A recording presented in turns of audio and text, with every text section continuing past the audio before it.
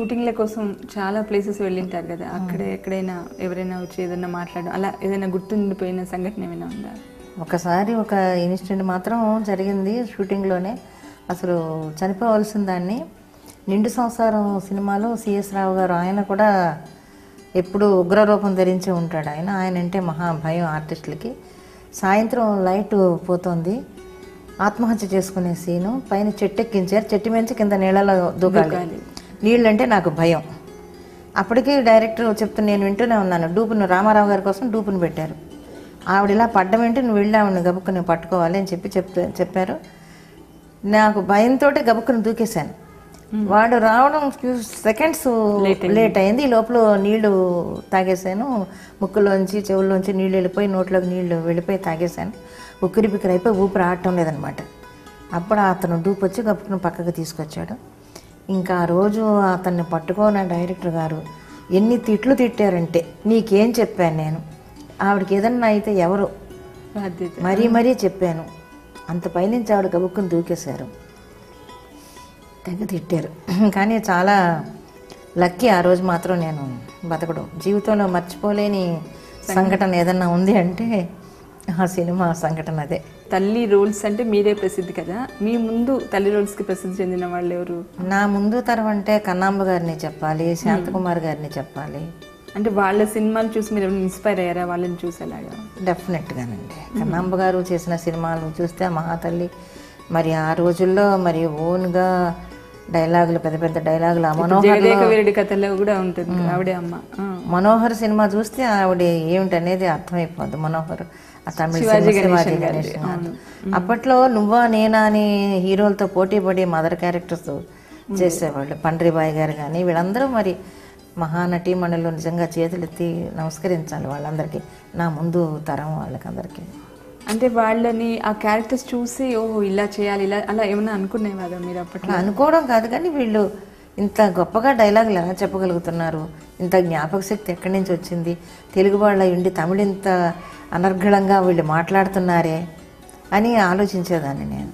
అంత బాగా భాష మీద అంత పట్టుంది సావిత్రి గారు కానీ కన్నాంబ గారు కానీ. వీళ్ళందరూ కూడా తమిళ్ ఎంత బాగా మాట్లాడేవారంటే అంత బాగా. అప్పట్లో మన తెలుగు వాళ్ళు కదా, ఎస్వి రంగారావు గారు కానీ వీళ్ళందరూ కూడా అసలు ఆ భాష మీద అంత పట్టు సంపాదించి వాళ్ళు అంత బాగా మాట్లాడేవాళ్ళు.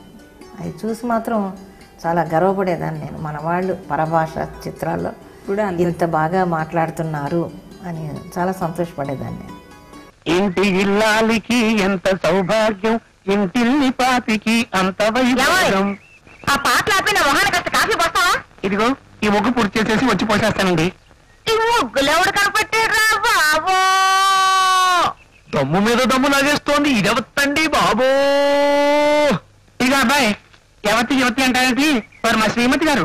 ఏమిటి శ్రీమతి గారా? వారే నా మెడలో ఈ తాళి కట్టింది. ఏమిటి నీ మెడలో ఆవిడ తాళి కట్టిందా? నువ్వు ఎలా కట్టించుకున్నావా? ఎలా కట్టించుకోవడం ఏమిటి, అందరి మగాళ్ళలాగానే ఇలా తల. ఎవరు నువ్వు? అవును నేనెవరిని? ఇప్పుడు వాళ్ళకి అంటే మీ తర్వాత జనరేషన్ ఇప్పుడు వాళ్ళకి కొత్తగా వస్తున్న వాళ్ళకి మీరు ఇచ్చే సూచనలు ఏమైనా ఉన్నాయా? ఏమున్నాయి మా సూచనలు, వాళ్ళు ప్రతి ఒక్కళ్ళు ఆలోచించుకొని వస్తున్నారు సినిమాలకి. మనం ఇచ్చే సూచనలుగా నేను చెప్పేది ఒక్కటే, మనం చేసే పని మీద శ్రద్ధ భక్తి ఉండాలి.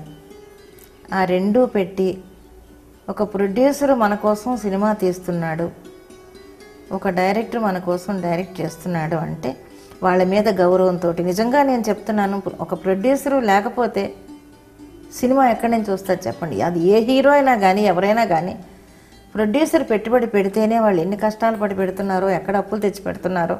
కానీ ప్రొడ్యూసరు బాగుండాలని మాత్రం నేను కోరుకుంటాను.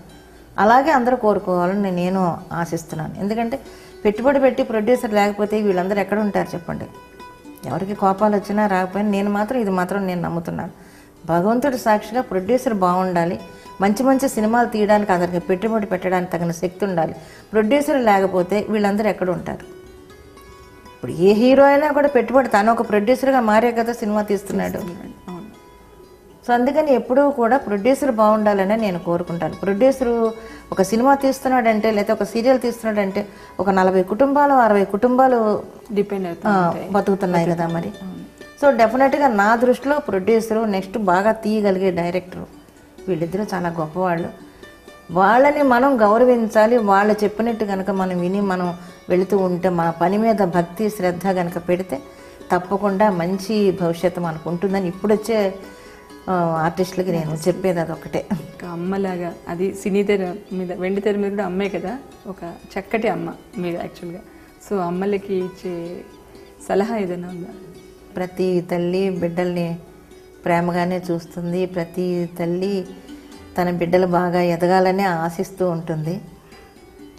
కాకపోతే నేను చెప్పేది ఏంటంటే, ఇప్పుడు జనరేషన్కి నిన్నో మొన్నో కూడా నేను ఏదో ఒక ఆర్టికల్ ఏదో చదివాను.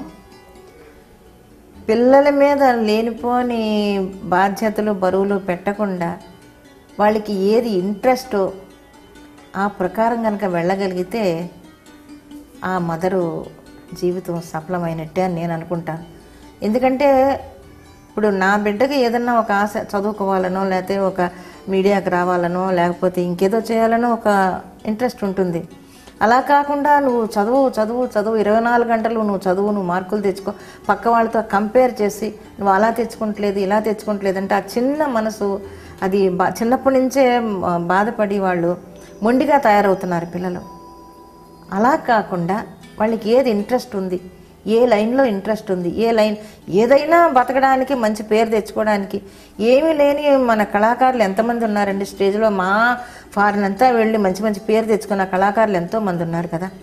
అది ఆర్టిస్టే కానివ్వండి, నటనే కానివ్వండి, సంగీతం కానివ్వండి, డ్యాన్స్ కానివ్వండి. అలాగా వాళ్ళకి ఏ రంగంలో ఇంట్రెస్ట్ ఉందో ఆ రంగంలో వాళ్ళని ఎంకరేజ్ చేసుకుంటూ వెళ్ళిన వాళ్ళే నిజమైన మంచి మదరని. పిల్లల ఆలోచనల్ని మనం కూడా అర్థం చేసుకొని వాళ్ళని మంచి తోవలో నడిపించడానికి మనం కృషి చేయాలి. మన ఆశయాలు వాళ్ళ మీద మాత్రం మనం తొక్కకూడదు. వాళ్ళని ప్రెషర్ ఇవ్వకూడదు వాళ్ళకి, ఆ బిడ్డలకి. ఇంతకాలం మిమ్మల్ని అభిమానిస్తున్న ప్రేక్షకుల కోసం మీరు ఏమైనా చెప్పదలుచుకున్నారా?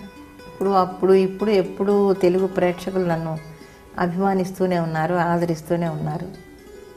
ఇంకా మేము చేసేంత వరకు మమ్మల్ని ఇలాగే ఆదరించాలని కోరుకుంటున్నాను. చాలా థ్యాంక్స్ మేడం, మా కోసం ఇంత టైం స్పెండ్ చేసుకున్నాం. నమస్తే అండి.